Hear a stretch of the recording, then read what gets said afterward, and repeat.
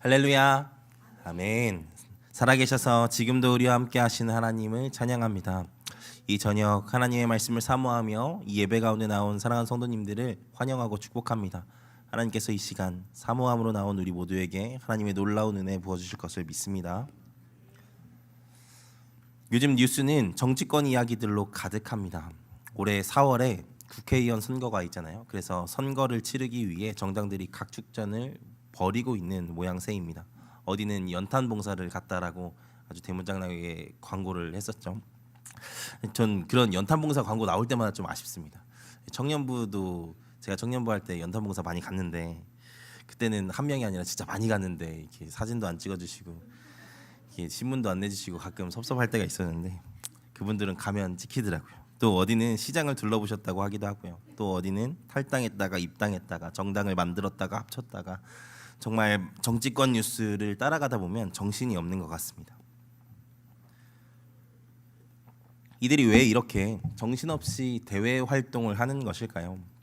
어떤 분들은 표를 얻기 위해서라고 이야기하실지 모르겠습니다. 물론 그렇겠죠. 자신들의 인지도가 높아져서 조금이라도 표를 많이 얻어야 당선이 될 수 있으니까요. 근데 저는 그렇게 인기를 얻어 당선되는 것이 그들의 최종적인 목표라고 믿고 싶지는 않습니다.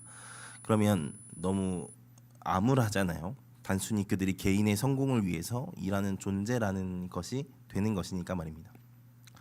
저는 그래도 국회의원, 정치인들은 이 사회에 대한 개혁의 마음을 갖고 있는 자들이라고 믿고 싶습니다. 그들이 가지고 있는 문제의식이 무엇이든 간에 그것을 바꾸기 위해서 정치 전선에 뛰어든 사람들이라고 말이죠. 제가 너무 낭만적인 걸까요? 물론 때때로 그것보다는 조금 더 많이 이 낭만을 깨뜨리는 사건들을 보게 되기도 하죠. 하지만 그럼에도 그들의 첫 마음, 정치를 해야 하겠다는 동기만큼은 그들의 사명만큼은 분명 세상을 바꾸기 위함이었다고 믿어주고 싶습니다. 그런 면에서 저는 그리스도인들과 정치인들이 그 동기와 문제의식에 대한 부분에서는 비슷한 점이 있는 사람들이라고 믿습니다. 우리는 정치인들과 같이 우리가 사는 지금의 세상이 완벽한 세상이라고 믿는 사람들은 아니잖아요. 우리는 이 세상이 바뀌기를 기대하는 자들입니다. 어떻게 바뀌기를 기대하죠? 하나님 나라로 바뀌기를 기대하는 자들입니다. 하나님이 통치하는 세상이 시작되고 그 세상 안에 우리가 있기를 기대하고 구하는 자들이 우리이지 않습니까? 그러니까 지금 현재의 시간 속에 만족하지 않는다는 면에서 그 세상 속에 엄청난 문제가 있으며 그 세상이 바뀌기를 기대하며 살아간다는 점에서 우리와 정치인이 비슷하다는 것입니다. 그러면 우리가 그런 문제의식을 가지고 있다면 우리는 다 정치인이 돼야 하는 사명을 가지고 살아가야 할까요? 지금 당장 기독 개혁당 막 만들어서 기독 수정당 만들어가지고 우리가 정치 전선에 뛰어들어야겠습니까? 물론 그런 사명을 감당하는 사람들도 우리 중에 있어야겠지만 하나님을 믿고 그 나라를 기다리며 살아간다는 것은 정치인의 그 직업적 사명과는 또 다른 삶을 산다는 것입니다. 오늘은 바로 이것에 대해서 나눠보려고 합니다. 그 하나님 나라를 기대하며 삶을 산다는 것이 무엇인지 말입니다. 우리가 함께 나눌 하박국서가 바로 그 삶에 대해서 이야기를 해주거든요. 바라기는 이 말씀을 통해서 이 땅에서 그리스도인으로 어떻게 살아가야 하는지를 깨닫게 되고 또한 주신 은혜대로 결단하게 되는 귀한 시간 되기를 소망합니다.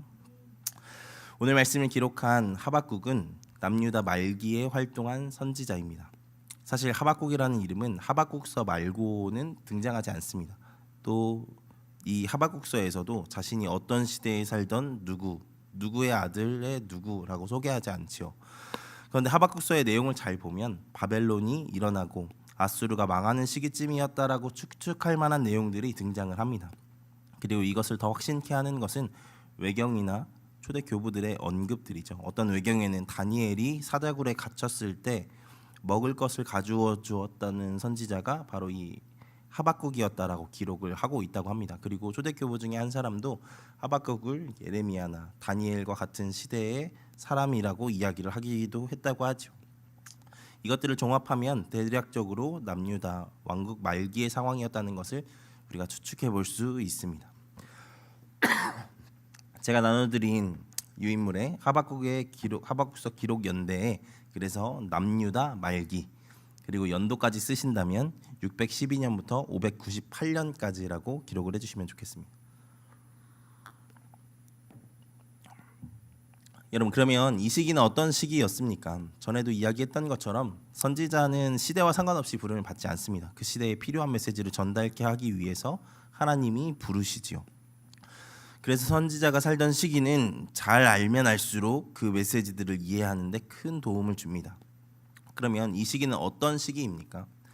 이 유다 말기의 시기는 대내외적으로 참 혼란한 시기였습니다. 가장 대표적인 사건으로 아수르, 당시의 세계의 패권을 가지고 있던 이 나라가 바벨론이라는 신흥 제국에 의해 수도가 612년에 점령당하고 결국에는 멸망된다는 너무나도 큰 사건이 있던 시기가 바로 이때이기 때문입니다. 이것은 남유다에게도 큰 영향을 줍니다.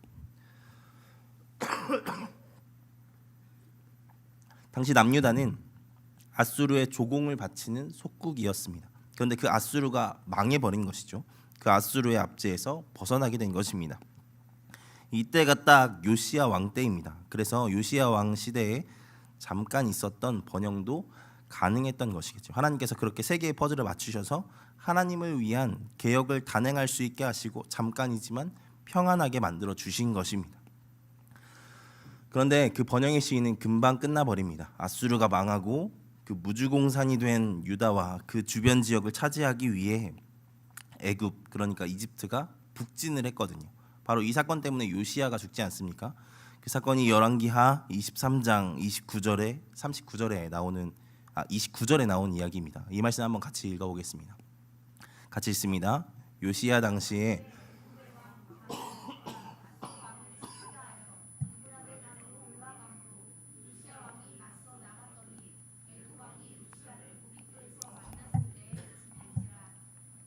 아멘. 이 말씀에서 애굽 왕이 아수르 왕을 치고자 하여 유브라데 강으로 올라가려고 했고 이것을 요시야가 막았다라고 기록을 하죠. 정확히 말하면 애굽은 이때 망한 것이나 다름없는 아수르 주변 지역, 남유다를 포함한 그 주변 지역에서의 자신들의 영향력을 확고히 하기 위해서 북진한 것입니다. 이것은 유다가 어떻게 한다고 막을 수 있는 상황은 아니었습니다. 그런데 요시야는 그것을 막아보려고 느보 앞에 서지요. 그리고 당연히 상대도 되지 않기 때문에 결국엔 요시야는 죽음을 맞이한 것입니다. 그리고 그 요시야 죽음 이후에 남유다는 잠깐 요시야의 아들 여호아하스가 다스리다가 애굽이 폐위시키고 다른 아들 여호야김을 세워서 남유다를 다스리게 합니다. 이게 당시의 국제적인 상황이었고 그 국제적인 상황 속에 남유다가 처해졌던 상황이라는 것이죠. 정말 혼란한 시기가 이때이지 않습니까? 이 상황 속에 유다는 외교적으로도 고민이 참 많았을 것입니다. 자신들의 왕을 세우며 내정을 간섭하며 들어왔던 애굽을 따를 것인가, 아니면 아수르를 잡아먹은 바벨론을 따라가야 할 것인가 하면서 고민이 참 많았을 것입니다. 그렇게 외적으로 분주하고 정신이 없던 시기라고 하면 내적으로 잘 다스려서 그 시기를 잘 넘기면 분명 이 시기도 남유다가 넘어설 수 있는 시기였을 것입니다. 그런데 그렇게 앞에 등불과 같이 위태했던 시기, 외부적으로 어려운 상황임에도 그 내부적인 상황들을 잘 다스리고 똘똘 뭉친 것이 아니라 그렇지 못합니다. 그들은 그 혼란한 시기 속에 오히려 엄청난 악행을 저지르고, 계속 나누겠지만 이 당시에 애굽에 의해 세워진 여호야김은 결국에는 그 안에서 제일 악한 왕, 남유다의 손꼽히는 악한 왕이 될 정도로 그 내치를 정말 못하게 됩니다. 그래서 남유다의 악한 문화를 오히려 왕이 선도하게 되죠. 그때의 흔적이 예레미야서에 있습니다. 예레미야 2장 38절의 말씀을 잠깐 보겠습니다. 이 말씀을 보면 그들이 먼저 얼마나 우상 숭배를 일삼고 있었는지를 고백하고 있습니다. 우리 같이 한번 읽어보겠습니다. 시작. 너를 위하여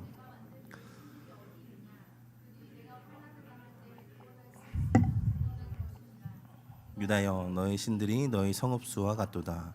그들의 신이 얼마나 있었다고 이야기합니까? 그들의 성읍의 수만큼 있었다고 고백하죠. 그만큼 남유다에서 많은 우상들이 있었다. 그리고 또 그 우상 숭배들이 자행되고 있었다라는 것이 여기에 드러납니다. 그리고 그들은 죄 없고 가난한 자들을 죽이고 괴롭히던 나라가 되어버렸습니다. 예레미야서 2장 34절의 말씀을 보겠습니다. 같이 읽겠습니다. 또 내 옷단에는 죄 없는 가난한 자를 죽인 피가 묻었나니.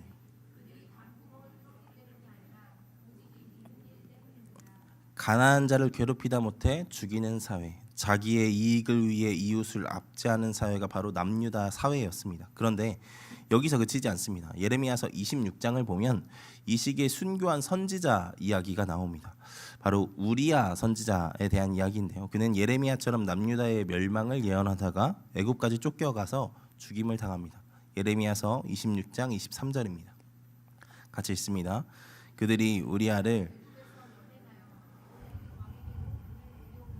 왕이 칼로 그를 죽이고 그의 시체를 평민의 묘지에 던지게 하니라.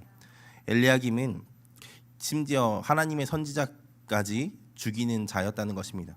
그 전까지 남유다의 가장 포악한 왕으로 알려진 므낫세 왕도 선지자를 죽일 생각까지는 못했습니다.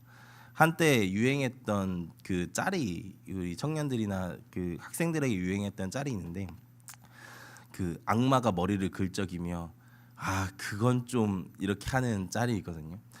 그 짤이 어쩌면 여호야김에 참 합당한 짤입니다. 선지자를 죽일 생각을 그 전 왕들은 하지를 못했어요. 근데 이 여호야김은 선지자까지 죽이려고 했고 실제로 죽인 왕이었다는 것이죠. 그러니까 얼마나 악한 왕인지 아시겠죠.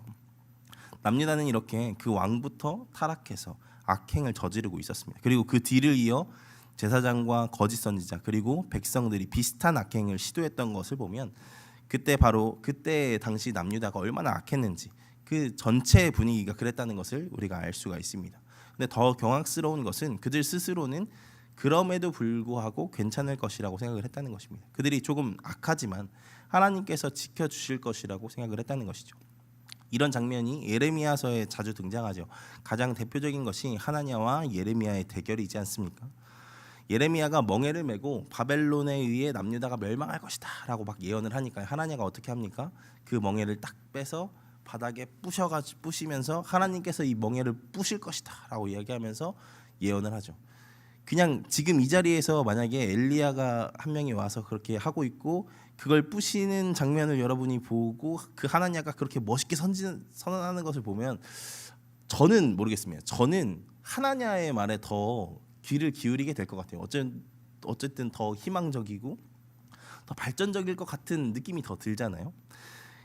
그 당시가 정말 그랬다라는 것입니다. 하나냐의 메시지가 유행하고 지지를 받았던 시대가 그때였다는 것이죠. 오히려 멸망을 예언하는 사람들은 믿음 없는 자들, 반역자들, 죽어야 할 자들로 낙인 찍히던 시대가 바로 그때였다는 것입니다. 그러니 예레미야나 하박국의 외침이 들렸겠습니까? 이게 바로 우리가 읽은 하박국 선지자가 살던 시대의 상황이었습니다. 그래서 하박국 선지자도 이렇게 하나님께 따져 묻는 것입니다. 하박국 1장 2절부터 4절까지 말씀입니다. 같이 읽겠습니다. 여호와여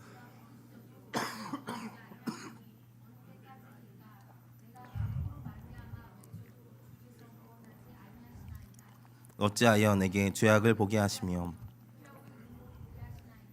겁탈과 강포가 내 앞에 있고 변론과 분쟁이 일어났나이다. 정의가 전혀 시행되지 못하오니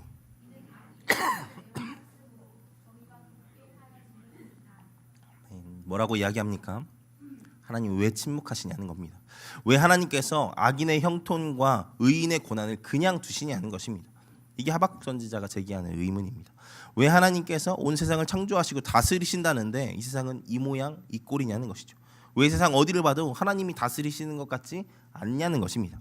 그래서 괄호 안에는 선하신 하나님께서 왜 악한 세상을 내버려 두십니까? 라고 기록해 주시면 좋겠습니다. 사실 이 질문은 지금도 유효합니다. 지금 우리가 사는 세상도 그렇지 않습니까? 여러분 뉴스를 보세요. 말도 안 되는 일들이 일어나고 있습니다. 이번 설에도 충격적인 사건들이 있었더라고요. 엄마를 죽이고 술 먹고 잠든 아들이 체포된 사건이 이번 뉴스에 나왔습니다. 바다 건너 미국에서는요. 예배를 드리던 교회에서 무차별 총격 사건이 일어났다고 하죠. 어디 이것뿐입니까? 작년 한 해 있었던 수많은 더럽고 부정의한 일들을 나열하면 정말 한도 끝도 없을 것입니다.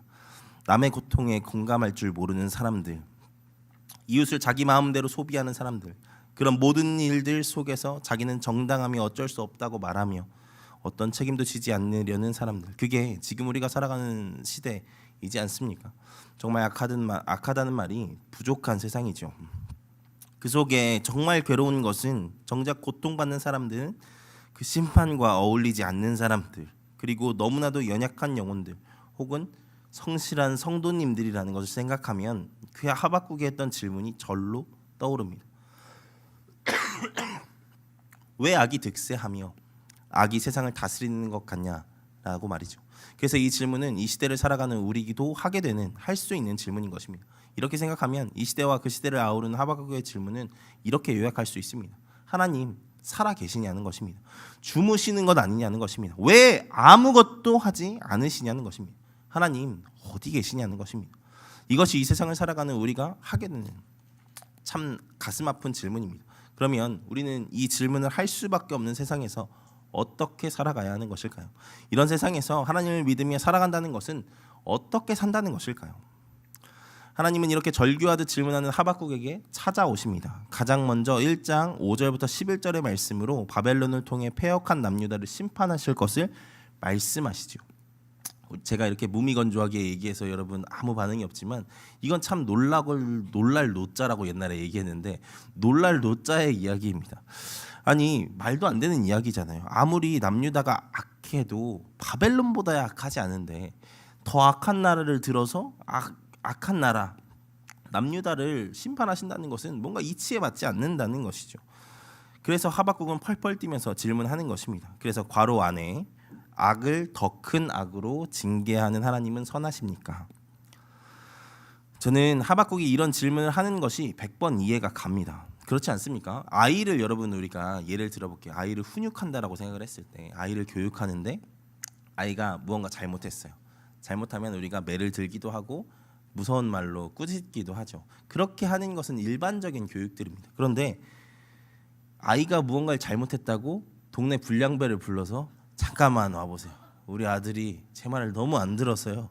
와서 엉덩이를 한 번씩 걷어 차주시고 가시면 감사하겠습니다라고 얘기를 한다고 한다면 이게 좀 뭔가 이해가 안 되고 이치에 맞지 않는 것이잖아요. 그러니까 하박국이 제기하는 질문은 정당한 질문일 수 있다라는 것입니다. 하나님 이게 맞냐는 거죠. 그러자 하나님은 곧바로 바벨론도 결국에 심판당할 것을 말씀하십니다. 그게 하박국 2장 6절부터 2장 마지막 절까지의 말씀입니다.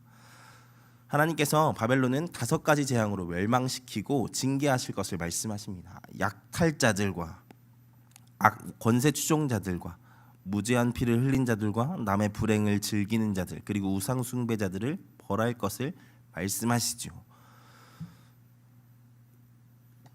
바로 그런 자들의 공동체인 바벨론을 멸하실 것을 2장 전체에서 이야기를 하시는 것입니다. 저는 이 말씀을 이렇게 이해할 수 있다고 믿습니다. 하나님께서 2가지 방법으로 심판을 진행하시는데 하나는 내버려 두심으로도 심판하신다는 것입니다. 깡패를 불러서 얘 좀 때려줘 라고 이야기하는 게 아니라 예를 들어서 부모님이 너 저기 좁은 길 저 그 음습한 길로는 다니지 마 라고 분명히 이야기를 합니다. 한두 번은 가지 말라고도 혼나고 그 문 앞에서도 붙잡아가지고 혼내기도 하겠죠. 근데 계속 그 길로 가려고 한다면 어떻게 하겠습니까? 가봐 라고 얘기를 하겠죠. 그러면 어떻게 됩니까? 거기에 계시던 불량배 어르신께서 일로 와봐 얼마 있어 나오는데 100원당 한 대다 라고 하면서 이제 한 대씩 맞고 나서 돌아오면 다시는 그 길로 가지 않지 않겠습니까? 그렇게 패역한 유다를 그 당시 국제 상황에 그냥 내버려 두심으로 하나님께서 심판하셨다는 것입니다. 그렇게 해서 하나님은 힘으로 가난한 자들과 신실한 자들을 겁박하고 괴롭히던 그들에게 동일한 고난을 주신 것입니다. 자신들이 가진 힘으로 약한 자들을 괴롭히던 유대 민족들은 그들보다 더 강한 존재가 자신들을 괴롭히는 것을 경험함으로 자신들의 죄가 얼마나 큰지를 아마 깨달았을 것입니다.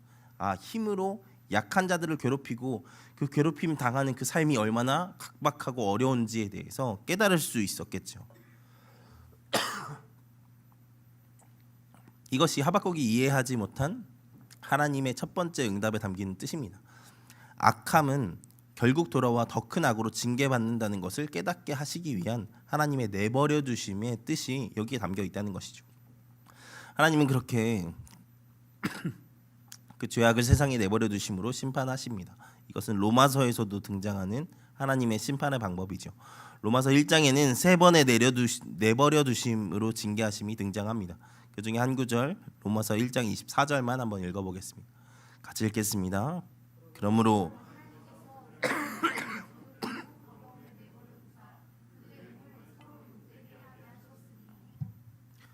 이렇게 하나님은 그 악한 자들을 내버려 두심으로 징계하신다는 것입니다. 저는 이것은 우리가 사는 세상에서도 지금 경험되고 있다고 믿습니다. 악하게 사는 자들, 자기의 힘을 믿고 사는 자들은 결국에 자신들보다 더 악하고 강한 존재를 결국에는 만나게 될 것이고, 그렇게 고통받는 것 자체가 그들에게 주시는 하나님의 심판이나 다름이 없다고 믿습니다. 그리고 그런 악함은 결국엔 다 드러나게 되어 있습니다. 그렇게 지금 세상 속에서도 하나님은 일하시며 심판하고 있다는 말이죠. 사랑하는 여러분, 아직 회개치 않은 모습이 있는데 내가 너무 평안하면 조심하셔야 됩니다. 그리고 이제는 돌이키셔야 합니다. 하나님께서 기다리시되 언젠가는 하나님의 때에 그것을 드러나게 하실 것이고 징계하실 것이니까요. 그렇게 회개함으로 하나님 앞에 나아간 자들 되기를 소망합니다. 물론 이 자리에 계신 분들은 그런 일들 없을 줄 믿습니다. 그렇게 숨겨놓은 죄들 없을 줄 믿습니다. 그리고 하나님은 설령 그 심판을 피하더라도 결국 최종적인 심판으로 징계하시고 혼내실 분이십니다. 오늘 말씀에서도 끝을 모르고 악행을 저지르는 바벨론을 하나님께서 그렇게 벌하지요. 우리는 이것을 믿는 자들입니다. 결국에 하나님께서 심판하실 날이 있다는 것 말입니다. 그렇게 하나님께서 세상을 공의롭게 심판하실 것이라고 말이죠. 그래서 우리는 이 땅에서도 때로는 억울해도 하나님의 일하심을 기대하며 살아가야 하는 것이겠죠. 하박국의 이름의 첫 번째 뜻은 안기다입니다. 괄호 안에 안기다라고 써주세요. 그 하나님께 안길 날을 기대하며 여기서부터 그 하나님께 안긴 바 된 자의 삶을 살아가는 것이 바로 우리라는 것입니다. 저는 우리가 그런 자들 되기를 소망합니다. 그렇게 사는 것을 하박국은 아까 읽은 주제의 말씀에서 이렇게 말해주고 있습니다. 하박국 2장 4절의 말씀입니다. 이 말씀 같이 읽겠습니다. 보라,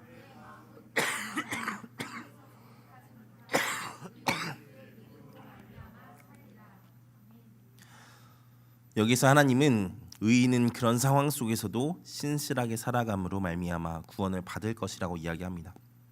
하나님의 심판을 신뢰하며 하나님의 갚아주심을 기대하며 살아가는 것이 진짜 믿는 자의 삶이라는 것이죠. 그 하박국 중심 주제 신실함으로 받는 구원에서 괄호가 믿음입니다. 다들 아시겠지만 우리가 하나님께서 여전히 일하고 계심을 믿고 반드시 완전히 심판하실 것을 믿는데, 여러분 우리가 딴짓하며 살 수 있겠습니까?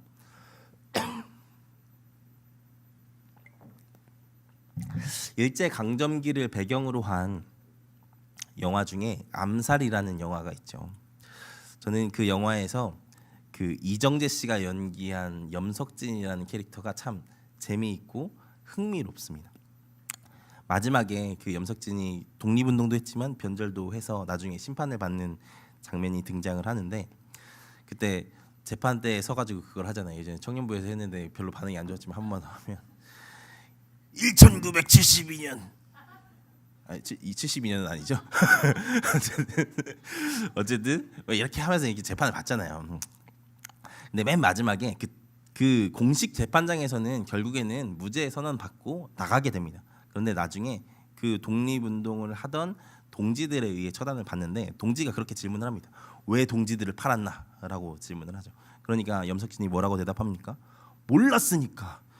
이런 세상이 올지 몰랐으니까. 광복할지 몰랐으니까 그랬다라고 말을 하는 것이죠. 여러분 우리가 그러면 안 되지 않겠습니까? 하나님이 심판하신다는 것을 믿는다는 우리가 그러면 안 되는 것이잖아요. 마지막 때 하나님 앞에서 하나님 몰랐어요.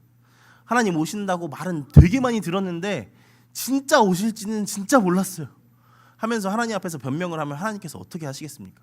엉덩이 한 대 걷어차지 않으실까요?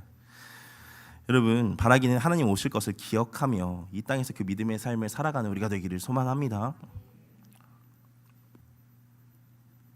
그러면 그렇게 산다는 것은 구체적으로 어떤 삶을 산다는 것일까요? 그렇게 사는 자들은 어떻게 사는 자들일까요? 그것은 가장 먼저 하박국처럼 하나님을 신뢰하고 기도하는 자들입니다. 악한 세상에서 믿음으로 산다는 것은 첫 번째가 기도입니다. 오늘 말씀의 하박국은 그 불의한 상황 속에서 하나님께 매달립니다. 그리고 간절하게 그리고 안타까운 마음으로 기도하지요. 그래서 하박국의 이름 두 번째 뜻은 매달리다입니다. 괄호 안에 써주세요. 그는 하나님을 이 땅에서 기도하며 매달리며 붙든 자들이 자였습니다. 바라기는 우리가 어떤 행동보다 먼저 기도하는 자 되기를 소망합니다. 안타까움으로는 아무것도 바꿀 수 없습니다. 우리의 의를 드러내므로 바꿀 수 있는 것도 한계가 있습니다. 물론 그런 노력들이 다 무용지물은 아니지만 가장 중요한 것은 하나님께서 도와주셔야 하는 것이라는 것을 우리가 기억하는 자들 되기를 소망합니다. 전에 제가 선교단체에 있을 때 항상 외쳤던 구호가 있습니다. 정확한 문장은 기억이 나지 않지만 이런 단어들이 들어갔던 문장이었습니다. 기도보다 성령보다 앞서지 말자. 우리 말씀 얼마 안 남았으니까 졸지 않기 위해서 한 번만 같이 따라해 보겠습니다. 마음에 새기시면서 기도보다, 제가 다시 한번 말씀드릴게요. 기도보다 성령보다 앞서지 말자. 시작. 기도보다 성령보다 앞서지 말자. 그렇게 살아가는 우리가 되기를 소망합니다. 우리가 기도보다 성령보다 앞서지 않는 자들 되길 소망합니다. 오늘 말씀의 하박국은 그 상황 속에 기도하는 자였습니다. 가슴 아파하며 기도하는 자였다는 것이죠. 바라기는 우리가 그런 자들 되기를 소망합니다. 저는 지금 우리가 사는 세상에서 그런 자들이 참 필요한 세상이라고 믿습니다. 세상과 사회와 나라와 교회를 위해 기도하는 사람들 말입니다. 세상과 나라와 공동체가 잘못되어 있다는 것은 많은 사람들이 사실 잘 찾아냅니다. 잘못을 지적하는 것은 그 나름의 쾌감이 있거든요. 주보와 사무총회라고 우리가 교회에서 이제 정기적으로 말을 하고 만들고 그것들을 이렇게 배포를 하는 경우가 있는데 그때마다 꼭 정해지신 분들이 그것들을 찾아주세요. 사무총회록에 5자 저희가 진짜 열심히 보거든요. 처음부터 끝까지 PDF로 해가지고 컴퓨터로 막 찾아보면서 오타를 한번 다 찾습니다. 그리고 나서 그걸 인쇄해가지고 혹시나 또 오자가 있을까봐 저희 부교육자들 7명이서 그걸 다 나눠가지고 다 동그라미 빨간색 동그라미 치면서 다 찾습니다. 그거를 한 10번 넘게 하는 것 같아요. 10번 넘게 하는데도 오자가 나와요. 오자가 나오면 진짜 마음이 아픈데 그것들을 꼭 그렇게 찾아주시는 분들이 있어요. 제가 그분들이 싫다는 건 아닙니다. 너무 감사해요. 그래가지고 저희가 그것들을 더 완벽한 것들을 만들어낼 수 있는데 근데 그게 나름의 쾌감이 있겠더라고요. 제가 그걸 언제 알았냐면 저희 장 목사님 지금 뒤에서 컴퓨터 하고 계신데 장 목사님께서 주보를 만드세요. 주보를 열심히 만들어가지고 인쇄하기 직전에 이렇게 딱 이렇게 그 저희한테 올려주십니다. 그러면 그것들에서 오자를 이렇게 찾는데 제가 그래도 꽤 잘 찾는 편이거든요. 이게 찾아서 또 빨간색 동그라미를 쳐서 보내면 제가 뭔가 그날 하루의 밥값을 다 한 것 같은 느낌이 듭니다. 내가 성공했다. 이 틀린 걸 내가 찾아내서 이걸 바꿔냈다. 이런 그런 마음들이 들더라고요. 이렇게 지적하고 잘못된 걸 찾아내는 것은 나름 재밌어요. 그리고 할만합니다. 그런데 정말 찾아내는 것 말고 그것들을 루틴하게 해내는 것 그것이 참 어려운 것이지 않겠습니까? 그리고 그걸 고쳐내는 게 진짜 중요한 것이고 어려운 것이겠죠. 뭔가 잘못된 것을 이야기하는 것까지 우리가 물론 그것도 참 중요하지만 그건 할 수 있는 것입니다. 그런데 정말 그 다음에 우리가 해야 되는 것이 중요하다는 것이죠. 그것만으로는 아무것도 바꿀 수 없으니까요. 진짜 그 세상과 나라와 공동체를 바꾸기 위해서는 기도해야 하는 줄 믿습니다. 하나님께서 결국에는 그 기도하는 자들을 살리셔서 포로기 이후의 신앙 공동체들도 회복하지 않으십니까? 지금은 그렇게 기도해 주는 사람들이 너무 필요한 시점입니다. 바라기는 우리가 바로 그 역할을 감당한 자들 되기를 소망합니다.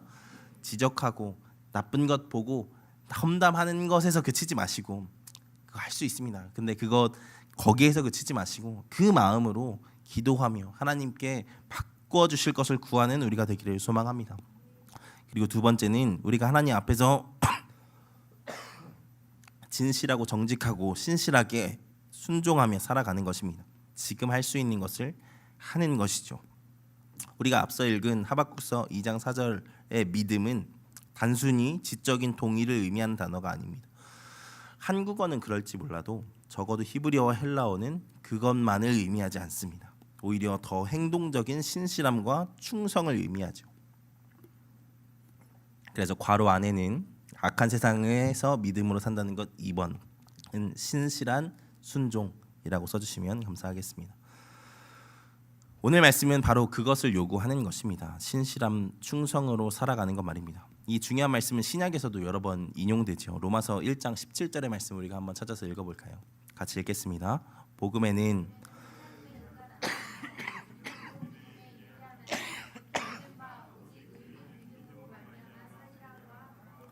갈라디아서 3장 11절도 읽겠습니다.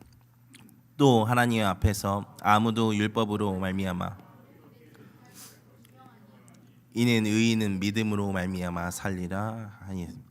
히브리서 10장 38절입니다. 같이 읽습니다. 나의 의인은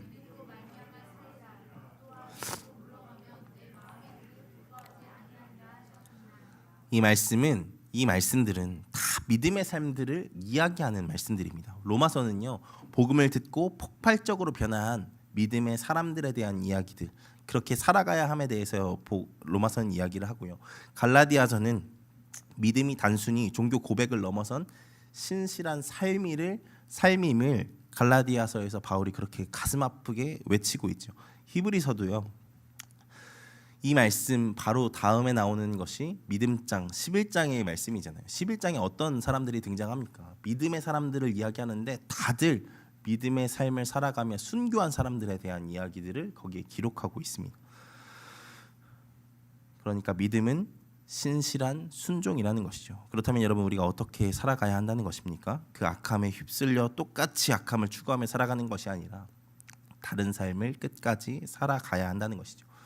무화과 나뭇잎이 말라도, 포도 열매가 없어도, 외양간에 송아지가 없어도 정직하게 신실하게 사는 것, 그것이 바로 우리에게 주어진 삶이라는 것입니다. 종종 그리스도인들 중에도 남들 다 하니까 나도 그렇게 삽니다 라고 고백하며 타협하시는 분들이 있습니다. 그런데 그것은 하나님이 기뻐하시는 모습이 절대로 아닙니다. 그럴지라도 신실하게, 그럴지라도 충성되이 살아가는 것이 하나님이 원하시는 것이죠. 이게 그리스도인의 방법론입니다. 그래서 바울이 십자가의 길이 헬라인이 보기에는 미련한 것이라고도 이야기한 것이겠죠. 바라기는 우리가 그렇게 누가 보든 말든 상황이 어떻든 믿음으로 담대히 결국은 신실한 삶을 살아가는 자들 되기를 소망합니다. 이게 그리스도인의 삶입니다. 바라기는 우리가 그렇게 신실하게 살아가는 자들 되기를 소망합니다. 제가 웨스트민스터 사원의 어느 주교의 묘비명을 하나 읽어드리고 말씀을 좀 마무리하려고 합니다. 제가 그 묘비명이 적혀있는 글을 한번 읽어드리겠습니다.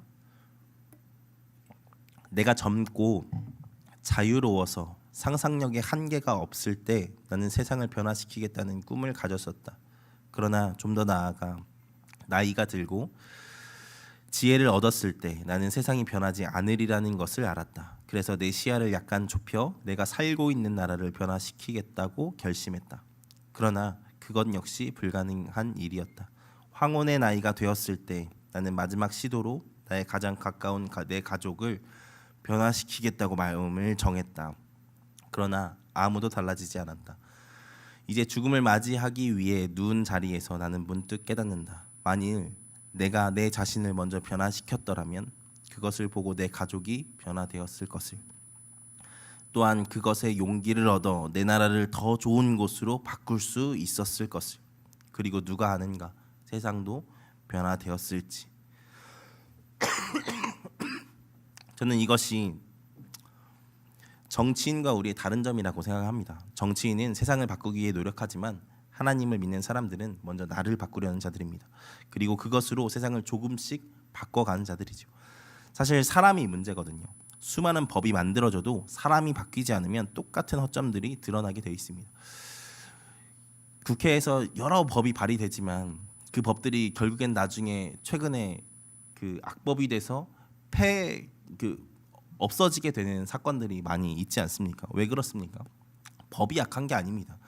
결국에 그 법을 악하게 이용하는 사람이 악한 것이죠. 결국에는 사람이 바뀌지 않으면 법으로는, 세상의 제도로는 아무것도 바뀔 수 없다라는 것입니다. 결국에 내가 바뀌어야 세상이 바뀝니다. 내가 그렇게 신실하게 순종하며 살아갈 때 그것으로 하나님께서 일하시기 시작하시고 세상을 바꾸는 단초로 만들어 가실 것입니다.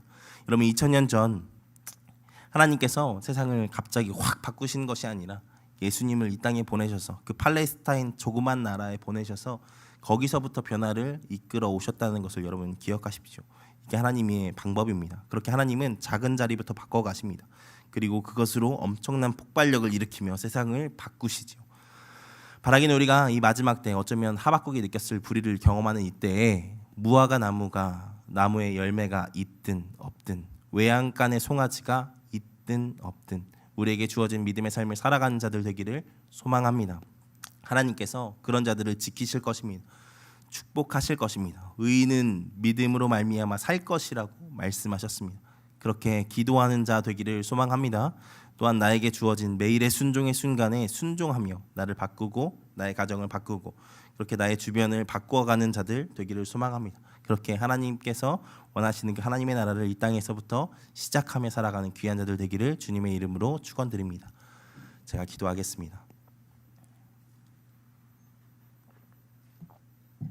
전능하신 하나님 감사합니다. 하박국의 말씀을 통하여서 하나님이 없는 것 같은 세상 속에서도 하나님은 여전히 일하고 계시며 결국에는 최종적인 하나님께서 하나님의 심판이 있음을 또한 말씀을 통해서 배웠습니다. 그래서 우리가 이 땅에서부터 믿음의 삶을 살아야 함에 대해서 말씀을 같이 나누었습니다. 하나님, 우리가 이 말씀을 기억하며 기도하는 삶을 살아가는 자 될 수 있도록 주님 붙잡아 주시옵소서. 또한 있는 그 자리에서 순종의 삶을 시작하는 자 되게 하여 주시옵소서. 그렇게 이 땅에서 무화과 나무가 있든 없든 외양간에 송아지가 있든 없든 끝까지 믿음으로 살아가는 귀한 자들 될 수 있도록 주님께서 붙잡아 주시옵소서. 하나님께 귀한 마음 가지고 이 예배 가운데 나온 우리 사랑하는 성도님들, 하나님 그 믿음으로 살아가기로 결단하였사오니 그렇게 살아갈 수 있는 힘과 능력 허락하여 주시고 또한 마음에 품고 있는 귀한 기도의 제목들 응답받는 귀한 역사가 우리 가운데 있을 수 있도록 주님 붙잡아 주시옵소서. 그렇게 하나님께서 역사하실 것을 믿습니다. 예수 그리스도의 이름으로 기도하였습니다.